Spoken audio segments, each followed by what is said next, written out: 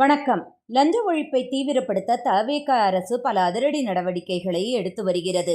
எந்த அரசு துறையாக இருந்தாலும் உங்களிடம் 1000 ரூபாய் லஞ்சம் கேட்டால் கூட ஆதாரத்துடன் புகார் தெரிவிக்கலாம் என்றும், புகார் அளிப்பவருக்கு 1 லட்சம் ரூபாய் சன்மானம் வழங்கப்படும் எனவும் முதல்வர் அறிவித்துள்ளார். அரசு அதிகாரிகள் மக்களிடம் லஞ்சம் வாங்கினால் அவருடைய சொத்தில் இருந்து 50% அரசுக்கு கொடுக்க வேண்டும் என்றும், அதே போல காவல்துறையில் பணிபுரிவோர் லஞ்சம் வாங்கினால் அவர்களது முழு சொத்தும் பறிக்கப்பட்டு அநாதை ஆசிரமங்களுக்கு கொடுக்கப்படும் என்றும் முதல்வர் அறிவித்துள்ளார். மேலும் கட்டிடங்கள் கட்டுவதற்கு அனுமதி வழங்க வாங்கப்படும் பார்ட்டி ஃபண்ட் கலாச்சாரத்தை அடியோடு ஒழிக்கவும் உத்தரவிடப்பட்டுள்ளது. சூரிய மின் உற்பத்தி அனுமதிக்கும் இனி கட்சி நிதி வசூலிக்க கூடாது என முதல்வர் விஜய் உத்தரவிட்டுள்ளார். கடந்த திமுக ஆட்சியில் 1 மெகாவாட்டுக்கு 25 லட்சம் ரூபாய் வரை முறைகேடாக வசூலிக்கப்பட்டதாக கூறப்படுகிறது. தவேக அரசு அமைந்த பின் விண்ணப்பம் சரியாக இருந்தால் உடனே அனுமதி வழங்க உத்தரவிடப்பட்டுள்ளது. பொதுமக்கள் தங்கள் புகார்களை பதிவிட சிறப்பு கட்டணமில்லா உதவி எண் ஒன்றை அரசு அறிமுகப்படுத்தியுள்ளது. இதன் மூலம் லஞ்ச புகார்களை உடனடியாக பதிவு செய்து உரிய துறைக்கு மாற்ற நடவடிக்கை எடுக்கப்படும் என்றும் முதல்வர் அறிவித்துள்ளார்.